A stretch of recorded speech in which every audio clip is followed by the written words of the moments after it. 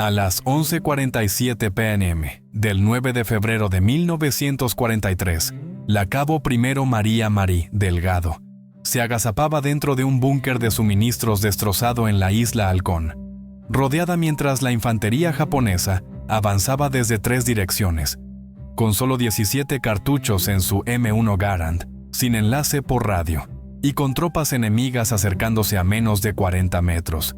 Mientras la inteligencia estimaba que la primera oleada de asalto rondaba los 60 atacantes. Durante las siguientes 4 horas, Delgado abatiría a 65 soldados enemigos, usando un método que ningún entrenamiento estadounidense enseñaba. Una habilidad nacida no de manuales, sino de peleas callejeras en su juventud, y de la dura lección de su padre sobre dominar el miedo. Mientras la jungla se cerraba a su alrededor con movimiento constante y susurros japoneses bajos. Sus manos temblaban al contar 2 peines de 8 cartuchos, 17 disparos en total después de haber desperdiciado 7 contra sombras que aparecían y desaparecían en la oscuridad, y el techo de troncos del búnker, destruido por la artillería, la había dejado en un cráter poco profundo de poco más de 1 metro, rodeada de madera astillada y latas de raciones esparcidas. Los oía moverse entre la maleza, lentos y metódicos, cada vez más cerca, mientras su respiración se aceleraba hasta que la obligó a bajar el ritmo. 4 segundos al inhalar, sostener, 4 al exhalar, tal como su padre le había enseñado antes de los combates de Guantes de Oro en Puerto Rojo. Controla la respiración, controla el pánico, controla la pelea, incluso cuando los números no tenían sentido. En 6 meses en aquella isla, Delgado había aprendido lo que los manuales de campamento sierra nunca decían: la diferencia entre vivir y volver a casa en una bolsa, porque la doctrina hablaba de superioridad de fuego y defensas escalonadas, no de estar sola en un hoyo después de que los cañones lo hubieran borrado todo. Provenía del barrio del Muelle, donde su padre trabajaba descargando cargueros 6 días a la semana, y su madre lavaba ropa de las casas de Colina Alta, todos apretados en un pequeño apartamento de la calle Ancla, pensado para muchas menos de 7 personas. Compartía un solo baño con otras 3 familias, y las ventanas temblaban cada vez que la niebla del puerto entraba tan espesa que se podía saborear. Y Mari dejó la escuela a los 14 años para trabajar en los muelles de Puerto Rojo junto a su padre, cargando sacos de harina de 100 libras y haces de tubos de acero que le encorvaron los hombros y le endurecieron las manos como cuero. Los muelles le enseñaron lo que las aulas nunca pudieron: que la velocidad importaba más que la fuerza cuando 3 estibadores querían tu paga, que la calma te mantenía con vida cuando estabas acorralada, y que una sola persona podía derribar a varias si seguía moviéndose y nunca permanecía donde la esperaban. Mari lo aprendió a base de labios partidos y ojos amoratados, en noches de viernes cuando chicos italianos del barrio Ladrillo se enfrentaban a cuadrillas irlandesas de Puerto Rojo por fronteras invisibles, hasta que su padre, Giovanni Delgado, la apartó después de una paliza brutal que le dejó las costillas agrietadas y la mandíbula hinchada.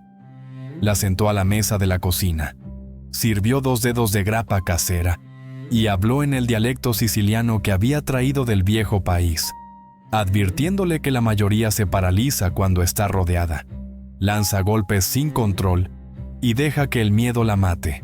Luego le dio un toque en la frente y le dijo que el movimiento constante hace que los enemigos golpeen el aire o entre ellos mismos. En sus últimos años de adolescencia, Mari boxeó como amateur en el gimnasio Atlas, en peso medio y bajo el nombre de Mari Dogs. Ganó 14 de 19 combates gracias al juego de pies y la paciencia. Perdió 3 a los puntos y cayó 2 veces frente al mismo zurdo puertorriqueño, logrando las victorias al dejar que las rivales se agotaran mientras ella circulaba y contraatacaba. El 7 de diciembre de 1941, estaba descargando un carguero brasileño de café, cuando la radio del muelle crepitó con la noticia de Pearl Harbor. Y mientras la voz de Roosevelt resonaba sobre el puerto, el manifiesto en sus manos dejó de importar, y con 22 años, apta para el reclutamiento, se alistó el 15 de enero de 1942. El cuerpo de marines la llevó por campamento sierra con instrucción de tiro, bayoneta y marchas forzadas por colinas duras de California. Le enseñó a disparar, cavar y tender defensas. Y la verdad simple de que el M1 Garand llevaba 8 cartuchos y sonaba al quedar vacío. Le enseñaron a calar bayonetas y cargar gritando contra líneas de sacos de arena, pero nunca cómo sobrevivir cuando quedaba aislada y sola. Y la isla Halcón se convirtió en una lección de 6 meses sobre morir de la peor manera, donde hombres se perdían por malaria, infecciones, francotiradores, bombardeos, hambre y finales brutales que ningún filme de entrenamiento mostraba. Su unidad, la Baker Company del primer batallón de los 7º Marines, desembarcó en septiembre de 1942 para sostener el terreno alrededor del campo Henderson, con los estadounidenses aferrados a un perímetro delgado, mientras los japoneses dominaban la jungla y atacaban cada noche con infiltraciones, artillería y cargas Banzai implacables para romper las cuentas. Vio morir a amigos de formas que hacían sentir que la fe había desaparecido, como el cabo primero Sergio Rivas, un chico del barrio del Muelle que iba a la misma iglesia en la calle Capilla, destrozado por un mortero de rodilla el 3 de octubre, y consciente durante 4 minutos de gritos, mientras Mari le sostenía la mano y la morfina del sanitario no servía de nada, pidiendo al final saber si su madre recibiría el dinero del seguro. El cabo Mateo Campos, un granjero de 20 años de Valle Pino, fuerte como un buey y lleno de esperanza bautista, cayó bajo una ametralladora durante un cruce de río el 12 de noviembre, las balas cosiéndole el pecho antes de caer al arroyo Médula y ser hallado días después enganchado a un tronco, irreconocible salvo por las chapas.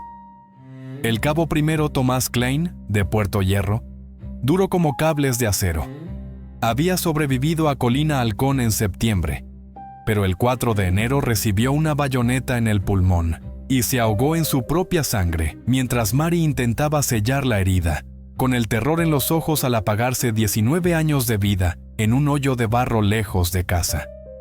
No eran cifras en informes, eran hombres con los que compartió raciones, jugó a las cartas y prometió reencontrarse tras la guerra. Y lo peor no fue verlos morir, sino hacer todo lo que dictaba la doctrina, y aún así, perderlos frente a un enemigo que no temía a la muerte, que cargaba, se infiltraba y regresaba una y otra vez. Hasta que para febrero de 1943, la Baker Company había sido reconstruida 3 veces y había sufrido un 70% de bajas. La lista original de septiembre había desaparecido en su mayoría. Hombres muertos o evacuados por heridas, malaria o lo que el cuerpo llamaba fatiga de combate, y que todos los demás sabían que era el miedo rompiendo la mente. Y Mari sobrevivió no por talento ni valentía, sino por pura matemática ciega, simplemente estando en el lugar equivocado un poco menos a menudo que los que murieron. Las pesadillas comenzaron en enero, siempre iguales. Atrapada en un hoyo mientras la infantería japonesa se cerraba desde todas direcciones, incapaz de moverse o disparar, esperando el acero o la explosión final. Y despertaba jadeando, empapada en sudor, aferrando el fusil como quien se agarra a un resto de naufragio en mar abierto. El 9 de febrero de 1943, el sueño se volvió real, cuando la artillería japonesa abrió fuego a las 10:15 p.m., con la inteligencia ya advirtiendo de un ataque mayor dirigido al sector suroeste, donde los búnkeres de la Baker Company protegían el acceso al campo Henderson. Mari estaba de guardia de radio en el búnker de suministros número 4, una estructura de troncos y tierra excavada en la ladera y repleta de munición, material médico y equipos de comunicación, junto a otros 2 marines, el soldado Stanley Grabowski y el cabo primero Eugene Martínez. Las primeras granadas cayeron cortas, la segunda salva avanzó un poco más, y la tercera impactó justo detrás del búnker.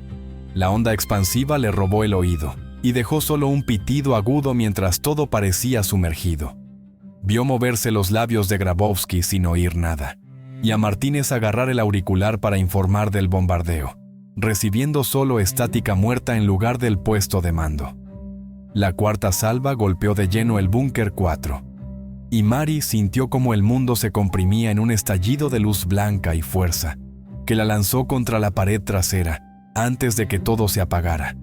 La conciencia regresando poco a poco, mientras yacía enterrada bajo troncos y tierra, sin poder respirar, hasta que arañó hacia una débil luz de luna y logró salir, con los oídos chillando y la boca llena de sangre y barro, mientras Grabowski y Martínez habían desaparecido sin dejar rastro.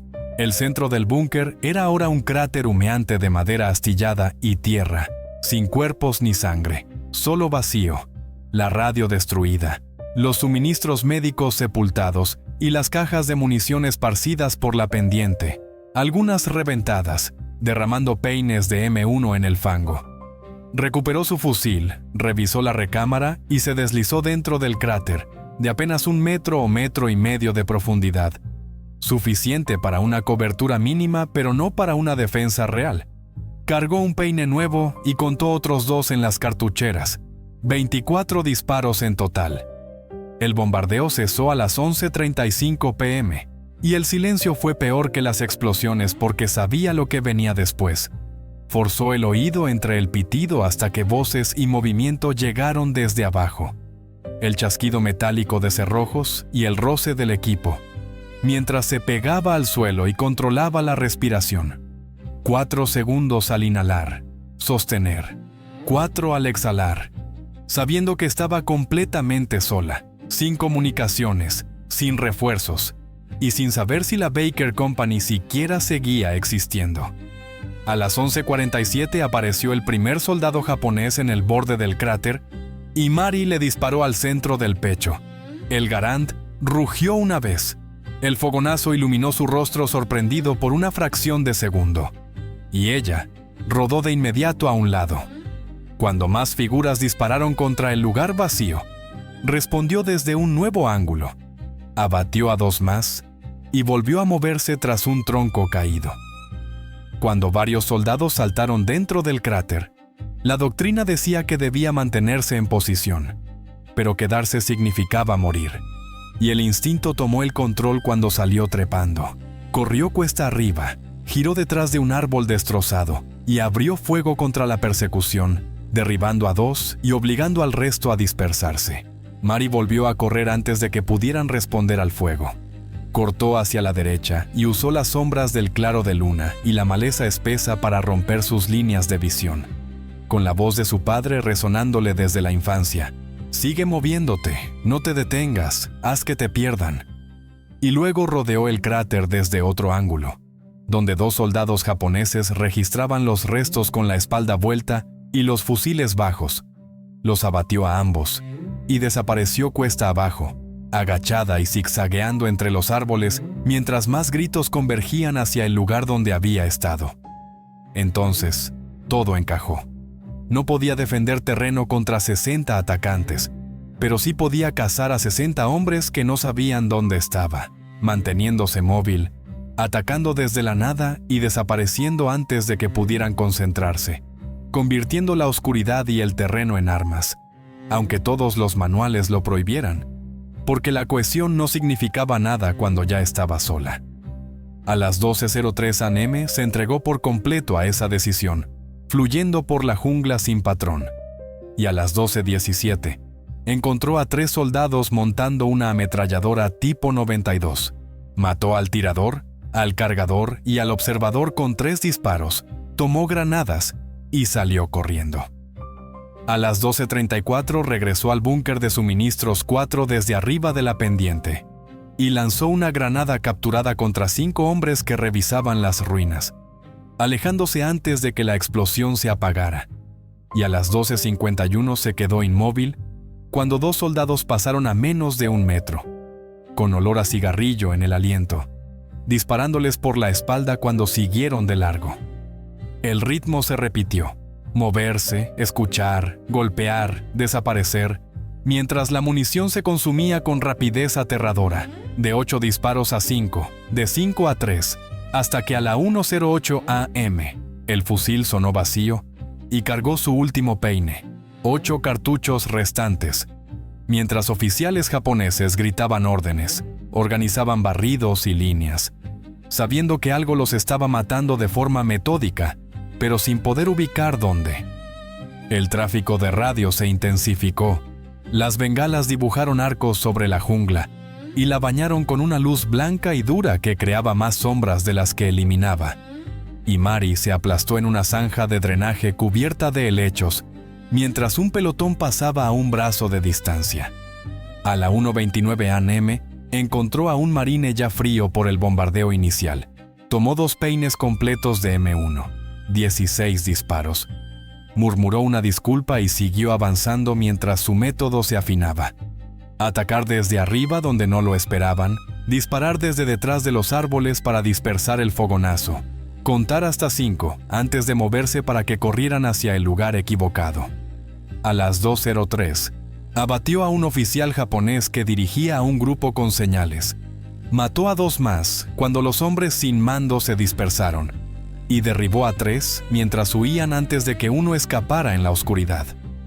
A las 2:37, la fatiga cayó como un peso físico, con las piernas temblando y las manos sacudiéndose, y con solo 6 disparos se refugió en un búnker destruido, mientras el movimiento se cerraba desde 3 direcciones. Con apenas segundos, cargó directamente contra el grupo del norte en lugar de huir, mató a 4 a 15 metros. Pasó corriendo entre los sobrevivientes aturdidos, los remató a quemarropa y cuando su fusil quedó vacío, tomó una Arisaka de un caído y siguió moviéndose. A las 3:14 los sonidos de la jungla cambiaron, las voces se retiraron y el movimiento cesó, y esperó detrás de un termitero un nuevo asalto que nunca llegó. A las 3:47 se oyeron voces estadounidenses desde arriba. La Baker Company aún resistía, la línea seguía intacta, y 2 marines del tercer pelotón la escoltaron de regreso, atónitos de que hubiera sobrevivido sola a la destrucción del Búnker 4. En el puesto de mando, el capitán Luis Herrera la miró como si viera a un fantasma. Anotó a Grabowski y Martínez como caídos en combate, y escuchó cuando Mari dijo que la posición había desaparecido y que ella se había movido, por todas partes, mientras el amanecer gris se filtraba entre el dosel de la jungla. Cuando la luz del día se hizo más fuerte, la Baker Company envió patrullas para evaluar los daños y recuperar equipo, y el grupo que despejó el área alrededor del búnker de suministros, 4, regresó a las 7:15 a.m., con un informe tan extremo que el capitán Luis Herrera pidió confirmación 2 veces antes de creerlo. 65 enemigos confirmados muertos dentro de un radio de 200 metros del lugar de la explosión. La mayoría había caído por fuego de fusil, otros por granadas. Los cuerpos estaban esparcidos por la ladera sin ningún patrón defensivo fijo. Y se encontraron casquillos de M1, en 11 posiciones de tiro distintas, algunas separadas por más de 50 metros, lo que sugería un combate en movimiento y no una defensa estática. El sargento de la patrulla lo dijo con cuidado. Alguien había combatido a lo largo de todo el sector, moviéndose sin parar, y Herrera se volvió hacia Mari, sentada sobre una caja de munición, bebiendo un café quemado y arenoso que aún así le pareció lo mejor que había probado en su vida. Le preguntó si lo había hecho sola, y ella respondió que sí, explicando de forma sencilla que se había mantenido en movimiento para que no pudieran rodearla. Herrera la observó durante un largo instante. Asintió una sola vez y le ordenó que durmiera, y ella cayó inconsciente durante 14 horas seguidas, mientras la compañía mantenía la línea. Para cuando despertó, ya tarde el 10 de febrero, la historia se había difundido, porque los marines siempre hablaban, especialmente de lo imposible, de una trabajadora de muelle del barrio del Muelle que había matado a 65 hombres en 4 horas, solo con movimiento y sin respeto por la doctrina. El relato pasando de pelotón en pelotón, de batallón en regimiento, hasta que para el 12 de febrero, hombres de otras unidades comenzaron a preguntar cómo había logrado no ser vista, cómo manejó la munición, cómo soportó la fatiga y el peso psicológico de estar completamente sola. Y Mari respondió con honestidad: No controló todo, simplemente siguió moviéndose. Mary no seguía grupos mediante ningún sistema ingenioso. Escuchaba, se movía hacia el sonido y tomaba munición de los muertos cuando la necesitaba, con una fatiga que estuvo a punto de matarla y un peso mental tan grande que sabía que las pesadillas la acompañarían toda la vida. Las preguntas no cesaban: distancias, número de disparos, ángulos. Y Mary intentaba explicar que no había fórmula alguna, solo pánico convertido en movimiento. Peleas callejeras del barrio del Muelle traducidas a supervivencia en la jungla, y la regla de su padre de no quedarse jamás quieta cuando estaba rodeada. Pero otros marines oyeron algo distinto, un método que podía copiarse. Y para el 18 de febrero, unidades de toda la isla Halcón comenzaron a experimentar con defensa móvil, manteniendo posiciones cuando era posible, pero incorporando movimiento cuando todo se venía abajo, enseñando ejercicios no oficiales que priorizaban la imprevisibilidad sobre las líneas fijas. No se escribió nada, no se cambió ninguna doctrina, y aún así, la idea se extendió silenciosamente por las filas, demostrada en combate cuando el sargento Pablo Kowalski, de la compañía Charlie, sobrevivió a un asalto el 22 de febrero retirándose por fases y disparando desde posiciones cambiantes, salvando a toda su escuadra mientras infligía 18 bajas. El cabo Leonardo Berganza, de la compañía Dog, hizo lo mismo el 27 de febrero durante una emboscada en un cruce de río, dispersándose en lugar de quedarse paralizado y arrollando posiciones de ametralladora antes de que pudieran establecer fuego sostenido, mencionando después tácticas de asalto móvil sin indicar su origen. Para marzo de 1943, la inteligencia japonesa notó el cambio y reportó marines que ya no defendían el terreno de forma predecible, sino que se movían constantemente, atacaban desde ángulos inesperados y desaparecían, dejando posiciones vacías solo para contraatacar en otro punto, desconcertando a oficiales como el coronel Tanaka Yoshio, del 2º Batallón del 38 Centavo Regimiento de Infantería, un comandante veterano que creía comprender cómo luchaban los estadounidenses y que de pronto vio desaparecer esa certeza.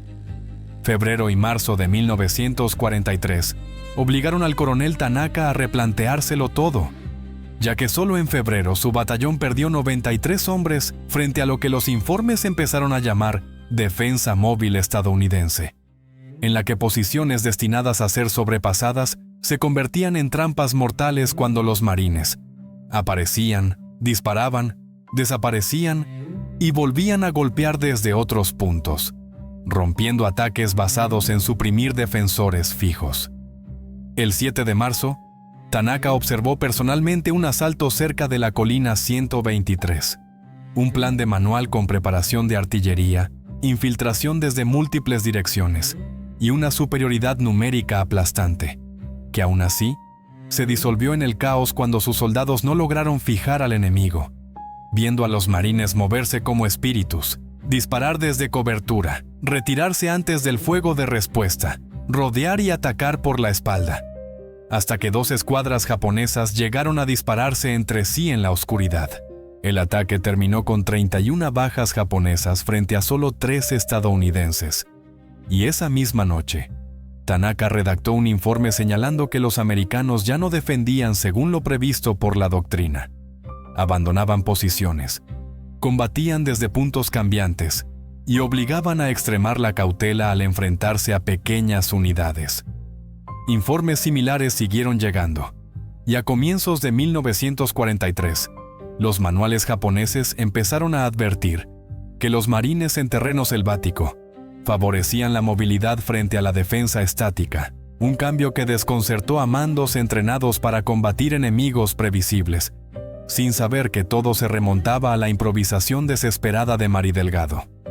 Mientras tanto, el informe del 11 de febrero del capitán Luis Herrera, que detallaba el búnker destruido, los 65 enemigos abatidos y las acciones de Mary, permaneció semanas sobre los escritorios mientras los oficiales debatían si conceder una medalla o abrir un consejo de guerra, ya que la doctrina era clara y ella la había violado por completo. Hasta que el mayor Douglas Keller, veterano de la Primera Guerra Mundial y pragmático por naturaleza, leyó el informe 4 veces antes de añadir en silencio 2 anotaciones decisivas. Las notas de Keller eran sencillas: recomendar una condecoración por iniciativa y valor, y proponer un análisis táctico de las acciones de Mari Delgado para su posible uso en instrucción. Y cuando el informe llegó al cuartel general del regimiento a principios de marzo, el coronel Alberto Suárez se interesó menos por las medallas que por los resultados.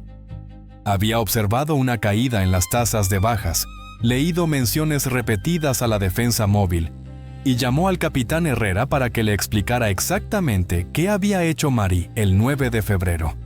Escuchando cómo describía movimiento constante, rechazo a permanecer fija y uso de la oscuridad y el terreno para atacar desde ángulos inesperados, Suárez preguntó si aquello podía enseñarse, y cuando Herrera admitió que no había sido planificado sino puro instinto, ordenó que ese instinto se pusiera a prueba, se sistematizara y se transformara en entrenamiento, dirigiendo nuevos ejercicios centrados en la movilidad y la iniciativa individual.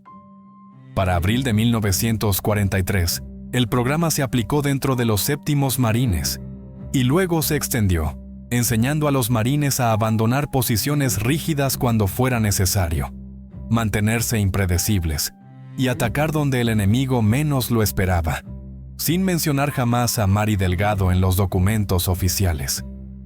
Ella recibió una estrella de bronce en una breve ceremonia en mayo, elogiada por su valor, y sin saber que sus tácticas de supervivencia estaban siendo formalizadas. Pero los números hablaban por sí solos cuando las bajas descendieron mes tras mes, y las proporciones de bajas enemigas aumentaron, no porque el combate disminuyera, sino porque los marines ahora sobrevivían a enfrentamientos que antes los habrían matado. Las unidades que quedaban rodeadas o flanqueadas dejaron de morir en el sitio, rompían el contacto, se movían y luchaban para salir. Y más tarde historiadores del Cuerpo de Marines atribuyeron de forma conservadora a la defensa móvil la prevención de unas 340 bajas en los 7º Marines entre febrero y junio de 1943, cifra que superó las 1.200 vidas salvadas o heridas graves evitadas cuando se aplicó en otras unidades. El enfoque se extendió más allá de la isla Halcón a medida que los marines rotaban por el Pacífico. Los centros de entrenamiento en Estados Unidos lo adoptaron a finales de 1943, y para 1944, los manuales de campaña enfatizaban oficialmente la iniciativa, la movilidad y la flexibilidad, sin mencionar jamás a la trabajadora de muelle del barrio del Muelle, que lo había creado sola en un búnker derrumbado con 17 cartuchos y ningún plan salvo negarse a quedarse quieta. Mari Delgado sobrevivió a la isla y a la Guerra del Pacífico, combatió en Taragua en noviembre de 1943 y ganó una segunda estrella de bronce al sacar a marines, heridos de una zona mortal. Quedó marcada por la metralla en Saipán en junio de 1944 y soportó los horrores de Okinawa en abril de 1945, llevándolos a casa en forma de pesadillas. Dada de baja honorablemente en diciembre de 1945 con el rango de sargento, regresó a la calle Ancla, donde su madre aún lavaba ropa y su padre envejecido seguía trabajando en los muelles. Rechazó un puesto de capataz y eligió el trabajo rutinario antes que la responsabilidad. Se casó en 1947 con Angela Moretti, crió a 4 hijos, trabajó en los muelles hasta que la automatización la obligó a jubilarse antes de tiempo, y luego pasó años tranquilos ayudando en el taller familiar y enseñando a los nietos tareas sencillas, casi nunca hablando de la guerra. Cuando le preguntaban, decía que sirvió en el Pacífico y volvió a casa. Explicaba sus estrellas de bronce, solo como haber ayudado a amigos heridos, y nunca mencionaba la isla Halcón ni el 9 de febrero de 1943. Cada año en esa fecha, antiguos marines de la Baker Company llamaban brevemente: «Aquí seguimos, Mari, aquí seguimos», y ella siempre contestaba. Angela Delgado murió en 1989. Mari Delgado falleció en 1994. víctima de un infarto a los 75 años, mientras trabajaba en el Chevy de su nieto en el taller mecánico. Y el obituario en el Diario del Puerto ocupó apenas 3 breves párrafos, señalando a una veterana de la Segunda Guerra Mundial, sobrevivida por 4 hijos y 9 nietos, con servicios en la Iglesia del Sagrado Corazón y la solicitud de donaciones para el Hospital de Veteranos. Una sola línea mencionaba 2 estrellas de bronce por valor sin explicar el motivo, y la mayoría de los lectores nunca supo que había cambiado la forma en que los marines combatieron en el Pacífico, ni que su improvisada lucha por sobrevivir se convirtió en doctrina, estudiada después como innovación nacida de la necesidad, algo que a ella tampoco le habría importado, porque solo hizo lo imprescindible para vivir y ayudar a otros a vivir. Guardó las medallas en una caja, mantuvo las pesadillas en silencio y siguió trabajando con constancia. En 2008, el historiador militar Dr. Samuel Fernández publicó un estudio profundo sobre las tácticas de pequeñas unidades en el Pacífico, tras 12 años de analizar informes, manuales, datos de bajas y entrevistas con veteranos, identificando comienzos de 1943 como el punto de inflexión en el que las pérdidas de los marines cayeron con fuerza pese a un combate implacable, y atribuyó el cambio a tácticas que priorizaban la movilidad sobre la defensa estática, citando decenas de informes que describían movimiento fluido, extracción y contraataque móvil, y documentando los programas de entrenamiento iniciados en abril de 1943 y las vidas salvadas, aunque algo seguía faltando en su investigación: el momento y la persona de origen. Las tácticas aparecieron a la vez en varias unidades a principios de 1943. Se difundieron de manera informal antes de cualquier aprobación oficial, sin que ningún oficial reclamara el mérito ni existiera boletín alguno, como si la doctrina hubiera surgido del propio combate, hasta que Fernández encontró por fin en los archivos el informe del 11 de febrero del capitán Luis Herrera, que detallaba las acciones de Mari Delgado sin seguimiento posterior. Y tras revisar los papeles personales de Herrera y las órdenes de entrenamiento del coronel Alberto Suárez, la conexión quedó clara. La lucha improvisada por sobrevivir de una sola marine había transformado la manera de combatir del cuerpo. Mari ya había fallecido cuando Fernández intentó contactarla, pero su libro de 2008, Evolución bajo fuego, dedicó un capítulo entero al 9 de febrero de 1943, preservando discretamente su papel para un público académico reducido. La mayoría de los marines que se beneficiaron nunca conocieron su nombre. Aprendieron el método por transmisión oral de combatiente en combatiente, que es como ocurre la innovación real en la guerra, no desde los cuarteles generales, sino desde personas desesperadas resolviendo problemas inmediatos. Mari Delgado salvó más de 1000 vidas al negarse a morir en el sitio. Cambió las tácticas de los marines durante el resto de la Segunda Guerra Mundial, y después, regresó a una vida tranquila arreglando autos, criando a su familia, y guardando los recuerdos para sí. Recordada sobre todo por los hombres que vivieron gracias a ella, y por un historiador que unió las piezas décadas más tarde. Thank you all for watching. Subscribe to our channel, Historias de la Guerra.